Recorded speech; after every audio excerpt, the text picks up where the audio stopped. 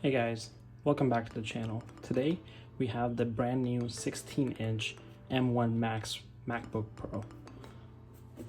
Let's get started.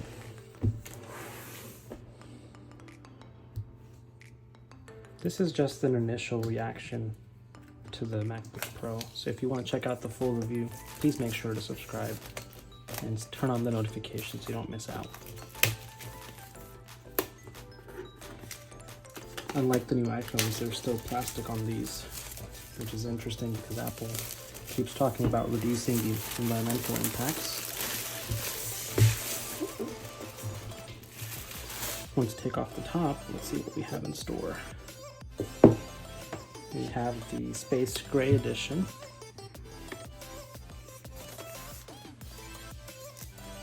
They are definitely thicker and heavier than what we've seen from MacBooks recently. Of course, we do have some of the ports back, and we'll talk about those in a second. In the box, we have a braided MagSafe charger. Yes, you heard me right. MagSafe is back. Feels like those of us who got the USB-C or Thunderbolt MacBook Pros recently will be missing out. There's also a new design brick. I don't know if you guys can tell, it's a bit elongated as opposed to being a bit more square than the previous models. And this does provide, I believe, a whopping 145 watts, if I'm not mistaken. Much more power than last time. In the pamphlet, we get some paperwork, some manuals, and I believe we should have some stickers. And this time around, I think these are new. We have, come on, they're a bit shy. Come on. One eternity later. We have all new black or space gray Apple sides. And I think no matter which color MacBook you get, you do still get the black ones. That's kind of neat. Put those back in here. And let's get over to the MacBook, because I know that's exactly what everybody wants to see, not the cable, not the sign, not the paperwork. So let's get back to the MacBook Pro. One thing I'll notice is, before I even take the wrapper off, this has the old school MacBook Pro feel to it. I don't know if you can tell, but the curves are back. It's not a solid square design anymore. So let's get this wrapper on off. Ooh, that's a nice touch. So I don't know if you guys can tell, there's a MacBook Pro engraving on the back of the machine. That's pretty solid. Of course, we have our serial numbers and everything on the back still. And there's a new bezel design.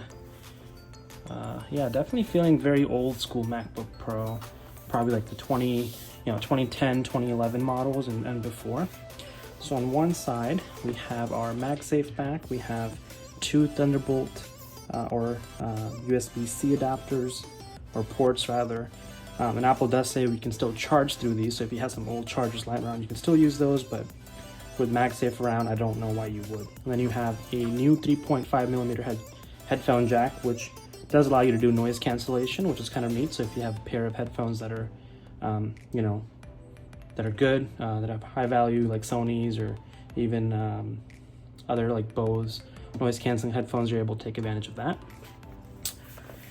And on the other side, let's see, let's flip it back over. So on the other side, we have a full SD card reader. Again, this laptop is geared towards pros, so if you're recording video, audio, or anything really to SD cards, or shooting videos and stuff, so you can use that now. We have another USB-C or Thunderbolt port, and then we have a full-sized HDMI port. That's different, right? We haven't seen that since 2011 MacBook Pros. I believe the MD 101, 102, and 103, 104 lineup. With the model numbers, I don't know why I know those, but I think that's from 2011, if I'm not mistaken, and 2012, the new ones came out without the HDMI port. So it's been almost a decade since we've seen this. Obviously, if you have dongles for the USB-C or Thunderbolt, they'll still work, but if you're a pro, that's one less thing to carry around, and that makes a huge difference. So that's the MacBook Pro. Ooh, look at that. It is still a fingerprint magnet, so if you want to keep it clean, you might need to have a cloth or something. Let's get it opened up and let's see what's going on underneath. So right away, if you notice the touch bar is gone, so it does feel a little bit weird up top not having that if you're used to having a touch bar. There is a fingerprint scanner in the top right. The speakers look mighty beefy, so I'm expecting really good audio from these. In fact, actually, I was disappointed in the audio from the M1 MacBook Pros, the 13-inch especially. Not so much at loud volumes, but at lower volumes, it really didn't do a good enough job, and you really had to turn it up to get a good, good volume and good audio session out of it. So maybe I'll do a video comparing the audio between the two. So make sure to subscribe and we'll get started. So yeah, this has been the MacBook Pro initial unboxing. If you want to check out a full review, I'll be doing a battery test. I'll be doing a video encoding test to check out the new processor and the new GPU. Make sure to subscribe, and I will get that out to you next week. Thanks for watching, guys. Have a good one.